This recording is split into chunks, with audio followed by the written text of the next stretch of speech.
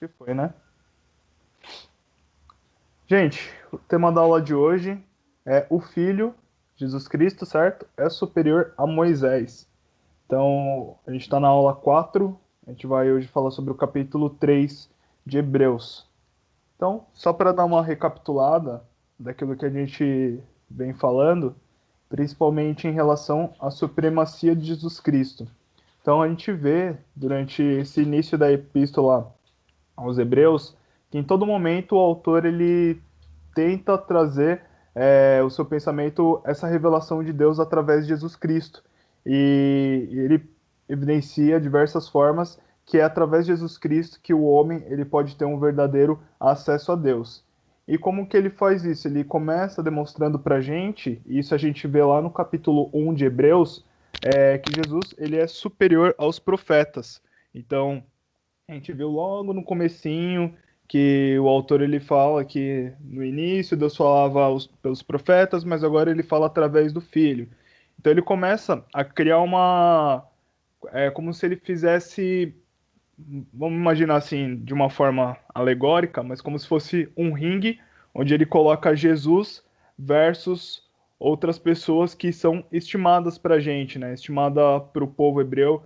E aí ele começa pelos profetas. Depois ele segue no capítulo 2 falando sobre Jesus sendo superior aos anjos. E agora, se a gente for seguindo uma sequência lógica de figuras ou de personagens que são importantes para o povo hebreu, a gente chegaria a Moisés, e é justamente isso que ele fala, porque agora ele mostra como Jesus ele é superior a Moisés. E aí a gente vai encontrar isso lá no capítulo 3, do versículo 1 ao 6. Alguém pode ler pra gente esse início? Quem não pegou a Bíblia aí, já pega rapidinho, porque não tem nenhuma passagem nos slides. Hoje o negócio vai ter que ser rápido, contando pontuação também. Quem achou, pode ler. Sendo assim, santos irmãos, participantes da convocação celestial, considerai com toda a atenção o apóstolo e sumo sacerdote que declaramos publicamente, Jesus. Ele foi fiel àquele que constituiu, assim como também foi Moisés em toda a casa de Deus. Jesus foi considerado digno de maior glória do que Moisés, pelo mesmo princípio que o construtor de uma casa possui mais honra do que a própria casa. Porquanto toda casa é construída por alguém. No entanto, Deus é o supremo construtor de tudo. Moisés foi leal como servo em toda a casa de Deus, dando testemunho do que haveria de ser revelado no futuro. Cristo, no entanto, é fiel como filho sobre a casa de Deus.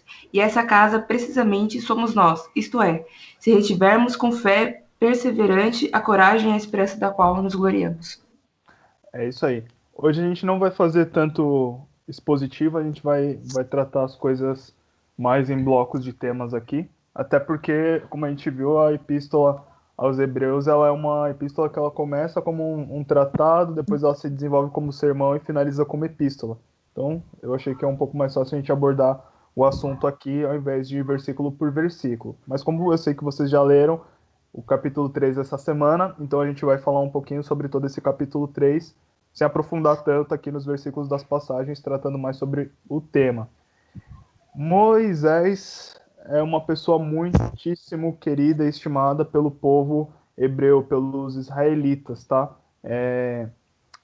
A gente tem esse carinha aqui, o Maimonides, que ele foi um judeu, um grande rabi, e ele fala, ele tem aí uns 13 princípios da fé, e, enfim, como se fosse uma confissão de fé que ele criou, e dentre essa confissão tem lá um trechinho especialmente para Moisés, Moshe Rabbeinu, né? O grande professor, o grande mestre Moisés, que é o Moshe. Moshe é Moisés em hebraico. Ele diz assim: cremos que Moshe Rabbeinu, né, é o pai de todos os profetas, antes e depois dele, todos os quais estavam abaixo dele em estatura. Ele foi escolhido acima de toda a humanidade, alcançando um conhecimento maior do Todo-Poderoso do que qualquer pessoa antes ou depois dele. Moshe Rabbeinu atingiu um nível que ultrapassa as realizações humanas e se aproxima do angelical. Não havia barreira que ele não ultrapassasse nenhuma limitação física que o impedisse, nenhuma imperfeição grande ou pequena que o impedisse. Por que eu trouxe esse trechinho aqui daquilo que o Maimonides ele escreve? Porque para a gente, às vezes, fica um pouco distante a gente entender a importância de Moisés para o povo hebreu. Então, a gente ouvindo ou lendo isso da parte de um hebreu, fica muito mais fácil a gente entender quão grande figura Moisés representa pros hebreus. Mas só que o intuito do autor da carta aos hebreus não é exaltar Moisés, mas mostrar que existe alguém superior àquela pessoa que os hebreus eles consideravam tão grande, tão precioso e tão estimado, tá? Só um parênteses, um negócio bem paralelo aqui, aleatório. Essa estátua aí, vocês veem que tem uns dois chifrinhos ali, tá? Não é.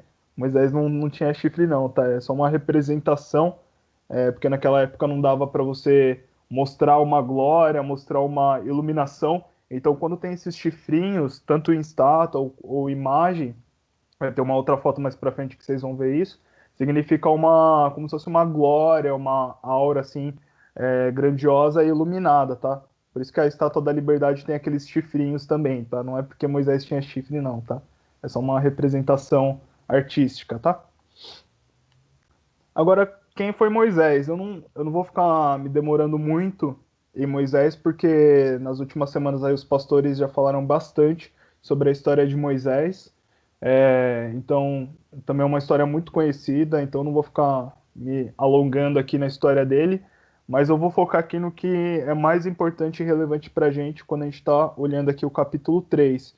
Então, no pensamento judeu, Moisés ele ocupava um lugar singular. Alguém ousa aí tentar adivinhar qual que era essa importância de Moisés para o povo hebreu? O que Moisés fez que se destacou tanto das outras pessoas? Libertou eles daquele tirano do rei egípcio. Também isso é um negócio muito importante. Ele deu as leis? Isso. Que mais?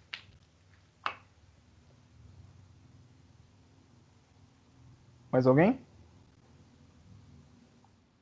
Beleza.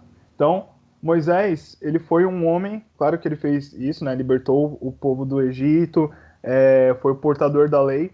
Eu coloquei aqui duas coisas. Alguém já abre aí em Números 12, do 5 a 8. Mas Moisés foi o homem com quem Deus falou face a face como um amigo. Moisés, ele tinha, além dele ser um líder ali da nação de Israel no deserto, ele ganhou um lugar de destaque porque ele tinha uma relação muito íntima com Deus. A gente vê até, eu não anotei aqui, mas quando o Deus quer falar com o povo, que ele aparece no Monte Sinai, o Monte Fumegava, etc. O povo fala assim, Moisés, vai você lá falar com Deus, porque a gente não quer, a gente tem medo, né? Seja você esse intermediário entre nós e Deus. E Moisés, ele fez justamente isso, né? Aquele que outrora falava que não sabia falar, etc. Agora ele era uma pessoa que tinha uma relação face a face com Deus como um amigo. Quem achou números 12 do 5 ao 8 pode ler. Pode ler? Pode. Então o Senhor desceu na coluna de nuvem e se pôs à porta da tenda. Depois chamou Arão e a Miriam, e ambos saíram. E disse: Ouve agora as minhas palavras. Se entre vós houver um profeta, eu, o Senhor, em visão a ele me farei conhecer, ou em sonhos falarei com ele. Não é assim como o meu servo Moisés, que é fiel em toda a minha vida, em toda a minha casa.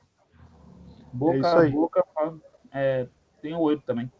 Ah, manda bala.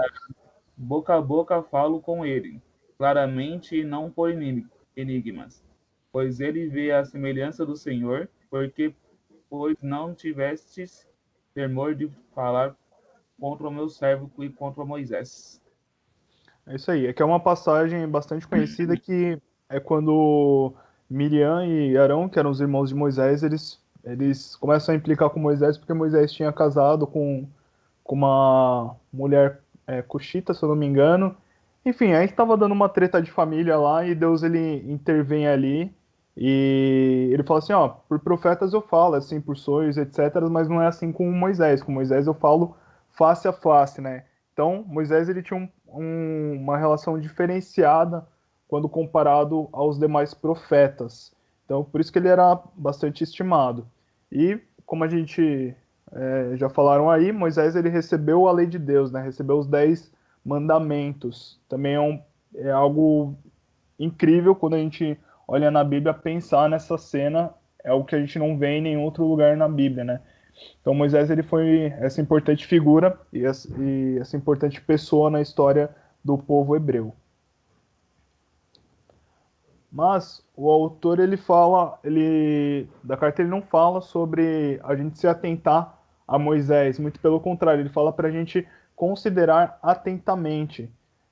Quando a gente olha não para Moisés, mas para Jesus Cristo, e aí é quando o autor ele vai começar a trazer esse paralelo, essa comparação de Jesus Cristo, como Jesus Cristo ele é muito mais importante e relevante do que Moisés. Ele fala assim, ó, considerem atentamente. Esse considerem atentamente não é simplesmente a gente só olhar para Jesus, só olhar para a pessoa de Jesus, mas é a gente observar com bastante atenção. Sabe quando você está assistindo tipo um jogo de futebol que começa o jogo e a bola ela vai rolando e você fixa o olho na bola para saber para quem que vai, qual que é o lance que está acontecendo? É tipo isso, considerar atentamente, a gente fixar o olho com extrema atenção. Quando a gente faz isso para Jesus Cristo, o autor ele fala assim, considere atentamente a Jesus Cristo, que é o nosso apóstolo. E é até curioso, porque geralmente quando a gente vê o termo apóstolo, a gente logo liga esse termo aos 12 discípulos de Jesus Cristo. Porém, Jesus Cristo, ele também é um apóstolo. E aqui em Hebreus é a única passagem do Novo Testamento que chama Jesus de apóstolo. Mas a gente já estudou sobre os dons espirituais, está lá em Efésios 8:11. Se alguém puder abrir aí para a gente ler rapidinho. Já vou dar a explicação, mas fala sobre Jesus Cristo ele distribuindo os 5 dons, 5 dons espirituais, ministeriais. Então, escolheu uns para apóstolos, um para profetas, mestres, evangelistas e pastores. São 5 dons. E o próprio Jesus Cristo, ele tinha esses 5 dons. E aí ele consegue distribuir esses 5 dons para a sua igreja. Quem achou Efésios 4:8-11, por favor? Posso ler, Rodrigo? Pode ler. Obrigado. Por isso diz, subindo ao alto, levou cativo o cativeiro, e deu bons dons aos homens. Ora, isso, ele subiu, que é senão que também antes tinha descido às partes mais baixas da terra? Aquele que desceu é também o mesmo que subiu, acima de todos os céus, para cumprir todas as coisas. E ele mesmo deu uns para apóstolos, e outros para profetas, e outros para evangelistas, e outros para pastores e doutores. É isso aí. Então, Jesus Cristo, ele fez isso. Quando ele ressuscitou, ele subiu, ele distribuiu esses dons para a sua igreja, tá? Então, Jesus, ele é apóstolo. E o que significa ser um apóstolo? Apóstolo significa, literalmente, aquele que é enviado. Então, no judaísmo, significa os enviados do Sinédrio a uma corte suprema. E no mundo grego, significa frequentemente um embaixador. Desculpa, um embaixador. Em João 14, 23 ao 24, fala sobre isso. Eu vou abrir aqui.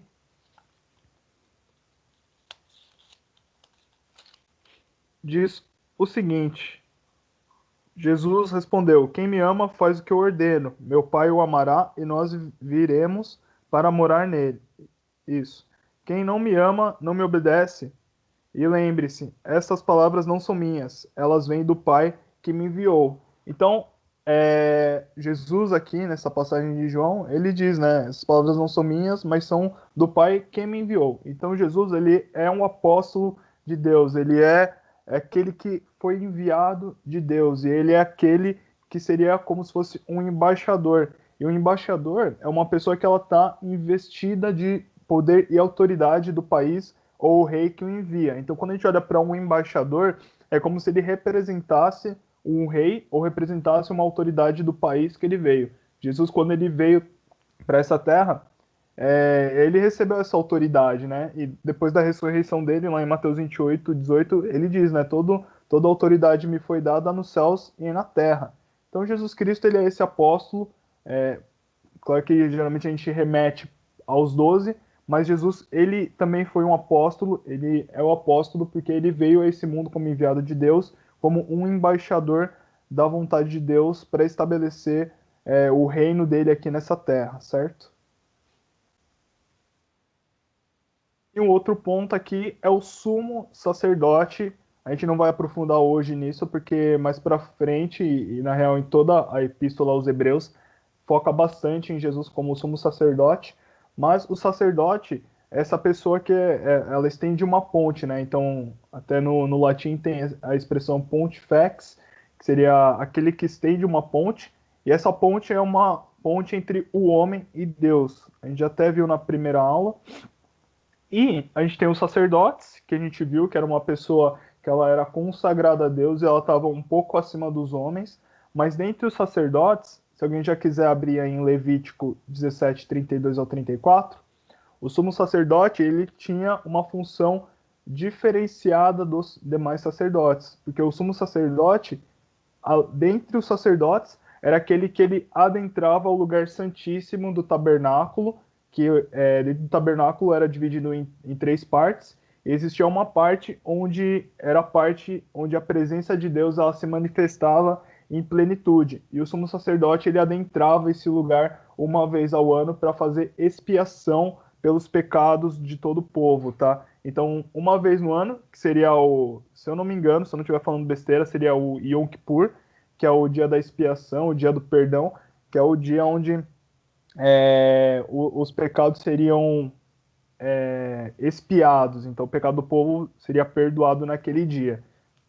E Jesus é esse sumo sacerdote. Quem achou Levítico 17, 32, 34, já lê rapidinho para a gente completar aqui. Rodrigo, não seria 7, 32, 34? Porque 17 não tem esses versículos. Pode ser. 7, 32, 34 fala assim: entreguem como oferta ao sacerdote a coxa direita da oferta de paz. A coxa direita será sempre a porção entregue ao sacerdote que apresentar o sangue e a gordura da oferta de paz. Pois reservei para os sacerdotes o peito da oferta. É esse? Não, não é esse não. Eu acho que é o 16. É do dia da expiação? Não, é na parte que fala. Que eu acho que é o Isso, é o 16. 16, é o 16. É o 16, gente, desculpa. Pode ler, Bia. É o 16, 32 a 34. Tá. Nas gerações futuras, a cerimônia de expiação será realizada pelo sacerdote ungido e consagrado para servir como sacerdote no lugar de seu antepassado Arão. Ele vestirá as roupas sagradas de linho e fará a expiação pelo lugar santíssimo, pela tenda do encontro, pelo altar, pelos sacerdotes e por toda a comunidade. Essa é uma lei permanente para vocês, para que se faça expiação pelos pecados dos israelitas uma vez por ano. Moisés seguiu todas essas instruções exatamente conforme o Senhor havia ordenado.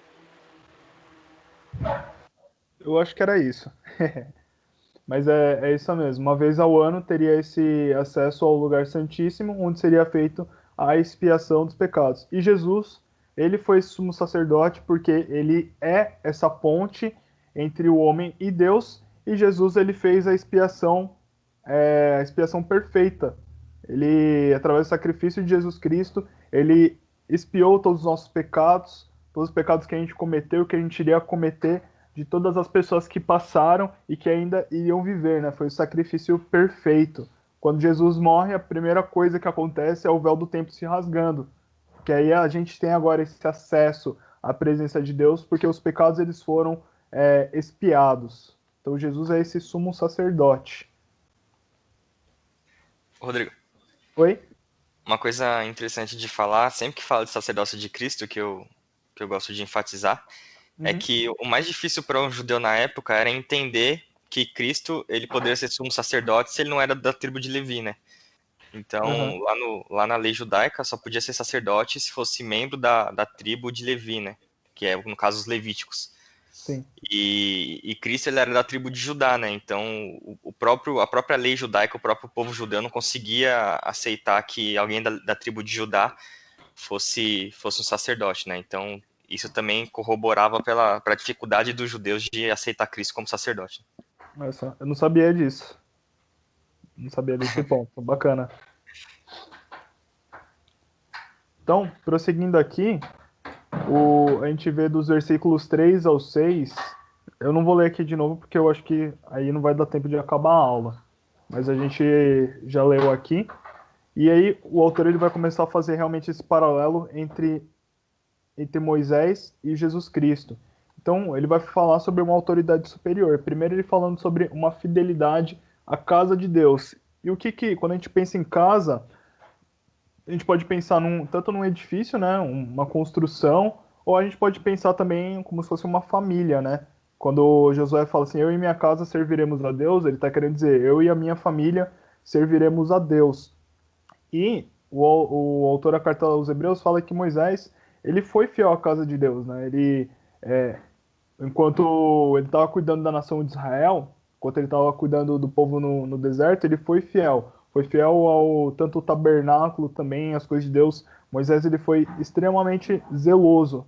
Mas o ponto é que Moisés ele não criou a casa de Deus. Moisés ele foi um servo, ele foi um ministro dentro da casa de Deus, mas ele não foi quem criou a lei, não foi ele quem criou a casa. Ele nunca falou por si mesmo da sua boca como se fosse uma palavra suprema, mas ele sempre reportou aquilo que era a palavra de Deus. Diferente de Jesus Cristo. Jesus Cristo, ele é fiel e ele é responsável pela casa de Deus, pelo seu povo, porque Jesus Cristo, ele é o criador da casa, né? Quando a gente pode pensar na casa também, tem os slides daqui a pouco para frente, como a igreja. Então, Jesus Cristo, ele cuida da sua igreja, ele é o criador da igreja, né? Ele é a rocha a qual a igreja está fundamentada. E, portanto, ele deve permanecer sobre a mesma. Jesus, ele é o Logos de Deus. Então, quando Jesus ele falava, ele era a própria palavra de Deus, era o próprio Deus falando. Jesus, ele criou todas as coisas e Jesus, ele é Deus. Por isso que isso torna Jesus superior a Moisés. Um segundo ponto é a sua posição diante de Deus. Moisés, ele era um servo. E a gente sempre fala dessa palavra servo. Em alguns trechos da Bíblia a gente encontra no original a palavra doulos, que seria um servo no sentido de escravos. Então, quando Paulo fala eu, Paulo, servo de Cristo, está dizendo escravo, tá? Mas nessa passagem não fala de Moisés como doulos, mas fala como que é essa pronúncia aí, Renato? Terá. Dá para me ouvir? Dá. Terapon. Isso aí, eu achei que ia ter uma outra Não, pronúncia. Isso aí. E aí essa palavra não é no sentido de escravo, mas no sentido de ministro, tá? Então Moisés, ele era um ministro das coisas de Deus e o seu relacionamento com Deus era um relacionamento de um serviço, de um ministério fiel. Mas Jesus ele não é servo, Jesus ele é filho de Deus. E o seu relacionamento com Deus é diferente, pois não é um relacionamento de Deus com servo, mas um relacionamento de pai e filho. Se alguém puder abrir João 10 rapidamente, 10, 25 ao 30.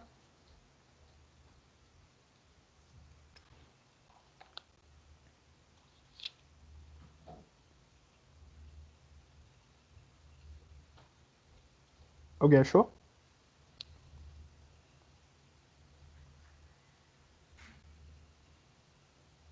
Eu vou ler aqui então, gente. Jesus respondeu: Eu já lhes disse isso e vocês não creram em mim. A prova são as obras que eu realizo em nome de meu Pai. Mas vocês não creem em mim porque não são minhas ovelhas. Minhas ovelhas ouvem a minha voz, eu as conheço e elas me seguem. Eu lhes dou a vida eterna e elas nunca morrerão. Ninguém pode arrancá-las de minha mão, pois meu Pai as deu a mim e ele é mais poderoso que todos. Ninguém pode arrancá-los da mão de meu Pai. O Pai e eu somos um. Então aqui Jesus ele enfatiza, né? Ele é Deus e ele e o Pai são um, né? Então a relação de Jesus com Deus é uma relação de pai e filho, uma relação de unidade. E por fim, a casa de Deus. Então o significado, como a gente viu, pode ser um edifício ou uma família, mas a gente também pode fazer essa relação com o tabernáculo ou com a igreja. O N.T. Wright, ele dá uma definição bem interessante em relação ao tabernáculo, né? O tabernáculo seria como se fosse um microcosmos da relação humano-divino, um local onde Deus estava no meio do povo. Então Deus, de diversas formas durante a história, ele tenta se relacionar com o povo. Então a gente tem o Jardim do Éden, que era um lugar onde Deus ele vinha na viração do dia e tinha um relacionamento com Adão e com Eva. Quando a gente corre na história, a gente tem um tabernáculo, que era o local onde tinha a manifestação da presença de Deus, e era ali onde Deus podia falar com Moisés, com os sacerdotes, e ter essa relação com o povo. Depois a gente vê o templo, que foi construído, o templo de Salomão, veio uma nuvem da glória de Deus e enche o templo, e os sacerdotes não poderiam ministrar. Ali, para os judeus, era um local especial, não pelo prédio em si, mas era um local onde eles tinham a plena certeza que ali eles encontrariam a presença manifesta de Deus de uma forma muito especial. E aí, quando Jesus vem, ele simplesmente fala assim, vocês podem... vou destruir esse templo aí em 3 dias e vou reconstruir ele, né? E o que Jesus está querendo dizer? Que agora não vai precisar mais de um templo físico para a presença de Deus se manifestar, porque agora a presença dele vai se manifestar em cada um dos seus santos, que agora nós somos templo do Espírito Santo. Então, esse é algo muito especial, porque agora a casa de Deus não é simplesmente um prédio, mas seria a igreja. Nós somos esta casa de Deus, mas com uma condição: se nós mantivermos corajosos e firmes em nossa esperança gloriosa. Alguém, por favor, abre aí em Marcos 14, 58 e uma outra pessoa em 1 Coríntios 6, 19.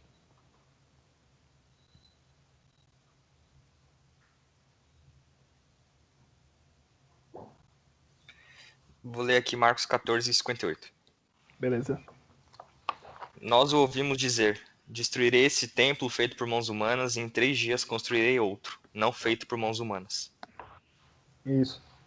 Jesus está se referindo à sua igreja, né? Um templo que agora não é mais prédio, mas é um templo que é a sua igreja muito maior, né? Algo que não é local físico, mas é manifestado dentro de cada um de nós através do Espírito Santo. 1 Coríntios 6,19. Pode ler? Pode ler. Ou não sabeis que o vosso corpo é o templo do Espírito Santo, que habita em vós, preveniente de Deus, e que nós sois de vós mesmos. Isso aí. 1 Coríntios 6:19. É isso aí. Então agora, quem nós somos este lugar onde a presença de Deus ela pode ser manifestada. Então, o nosso corpo, a gente fala muito disso, o nosso corpo não é nosso, né? É de Deus. E a gente tem que zelar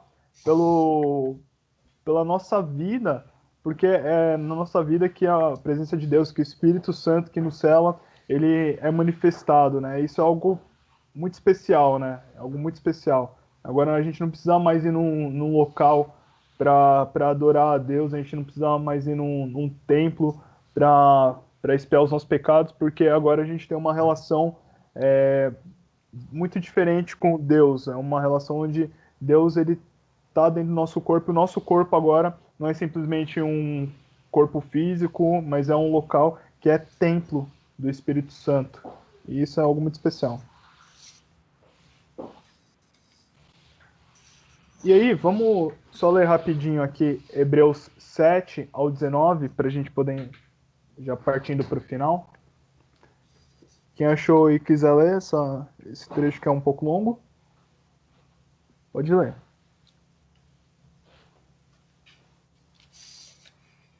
Posso ler aqui de novo. Manda bala. Por isso, o Espírito Santo diz: hoje, se ouvirem sua voz, não endureçam o coração como eles fizeram na rebelião, quando me puseram à prova no deserto. Ali seus antepassados me tentaram e me puseram à prova, apesar de terem visto meus feitos durante 40 anos. Por isso fiquei irado com aquela geração e disse: seu coração sempre se desvia de mim, vocês se recusam a andar em meus caminhos. Assim jurei em minha ira, jamais entrarão em meu descanso. Portanto, irmãos, cuidem para que nenhum de vocês tenha coração perverso ou incrédulo que os desvie do Deus vivo. Advirtam uns aos outros todos os dias, enquanto ainda é hoje, para que nenhum de vocês seja enganado pelo pecado e fique endurecido. Porque nos tornamos participantes de Cristo, se de fato mantivermos firmes até o fim a confiança que nele depositamos no início. Lembre-se do que foi dito. Hoje, se ouvirem sua voz, não endureçam o coração como eles fizeram na rebelião. E quem foram os que se rebelaram mesmo depois de terem ouvido? Não foram aqueles que saíram do Egito conduzidos por Moisés? E quem deixou Deus irado durante 40 anos? Não foi o povo que pecou e cujos corpos ficaram no deserto? E a quem Deus se dirigiu quando jurou que jamais entrariam em seu descanso?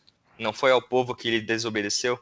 Vemos, portanto, que não puderam entrar no descanso por causa de sua incredulidade. Isso. Então o autor aqui da epístola, ele quebra o argumento da superioridade de Moisés quando ele contrapõe quem Jesus Cristo é comparado com Moisés.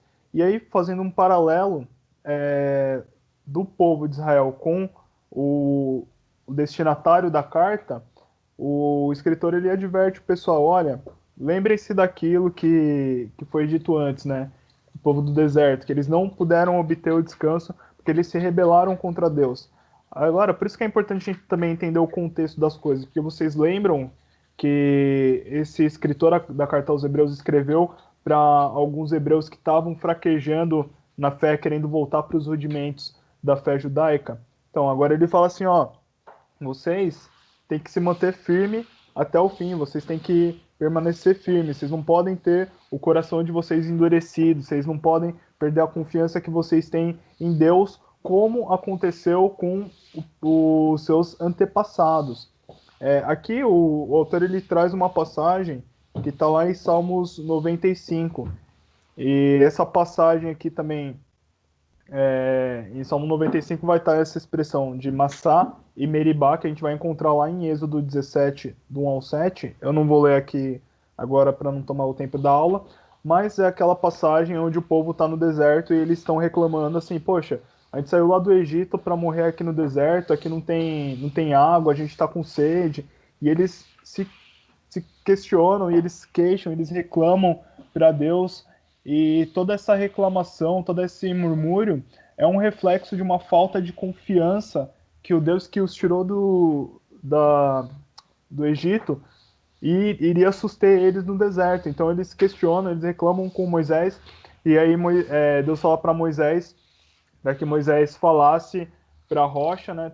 Tem duas passagens, né? Tem uma em Êxodo e tem uma outra em Números, mas a gente encontra essas duas situações que primeiro Deus fala para Moisés falar para a rocha, e aí Moisés fala para a rocha, jorra a água da rocha, mas tem uma outra situação que Deus fala para falar para a rocha e Moisés bate 2 vezes na rocha, ferindo a rocha, e ali sai água, mas independente dessas duas passagens a gente vai encontrar esse termo Massá e Meribá, que seriam termos referentes a um lugar onde o povo ele murmurou, né? Seria um local da contenda.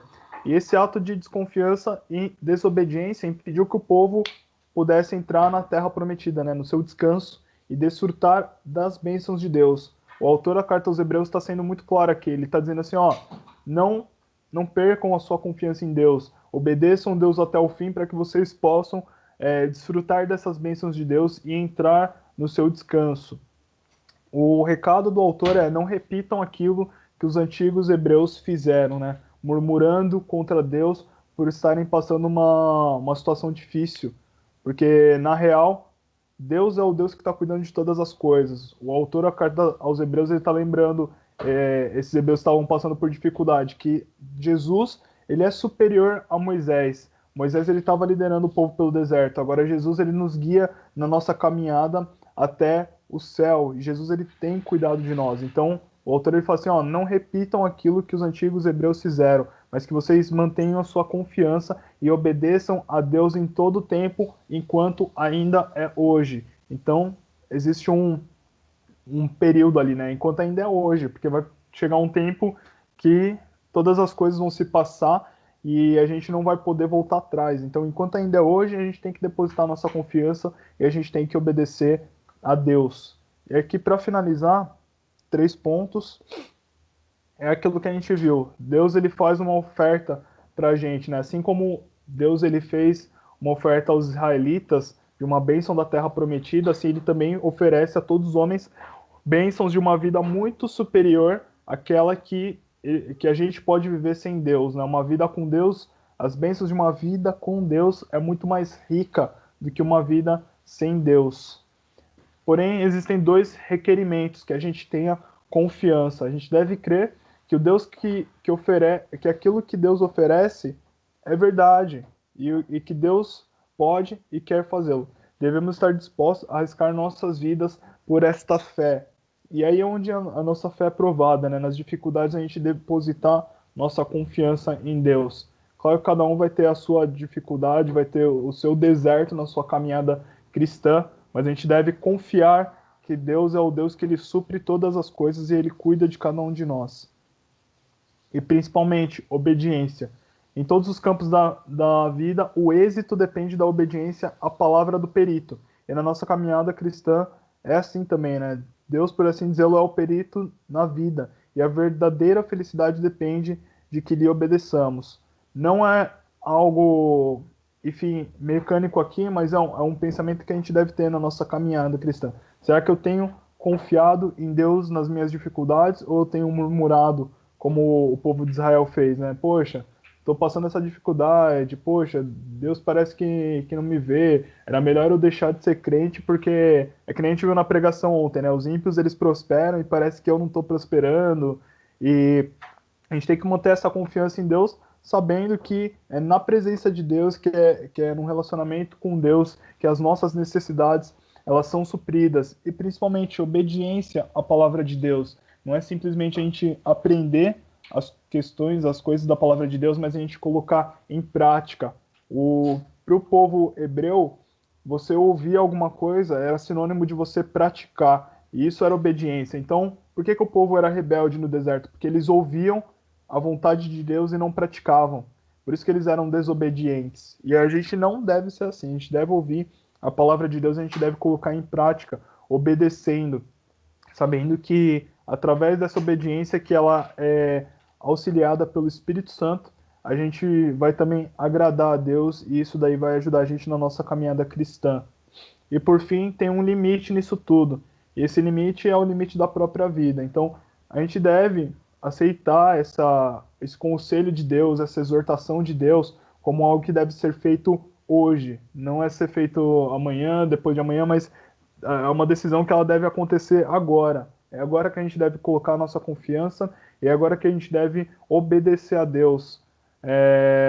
E sabendo que se a gente deixar para fazer as coisas amanhã, pode ser que o amanhã não chegue, né? Nunca estaremos seguros do amanhã. Então, hoje, a gente tem que ter essa questão, esses 2 pontos na nossa mente, né? Ter confiança e obedecer a Deus. E aí o autor ele finaliza aí esse capítulo 3 justamente fazendo isso, gente. Mostrando como que Moisés, como uma importante figura para o povo hebreu, embora ele tenha sido um homem tão grande, ele não se compara com Jesus Cristo. Jesus Cristo é muito superior. E a gente vê que tudo aquilo que aconteceu no Antigo Testamento, em Jesus Cristo, a gente vê isso daí se completando de uma forma muito mais perfeita, né?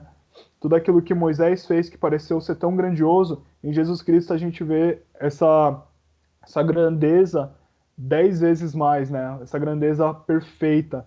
Enquanto Moisés fazia uma coisa muito boa, Jesus ele fez algo muito mais extraordinário. E por isso que a gente pode simplesmente confiar em Jesus Cristo, entendendo que ele é supremo, ele é maravilhoso e ele cuida de todas as coisas e é nele que a gente tem que depositar a nossa confiança e a nossa obediência. Beleza, gente? Beleza, amém.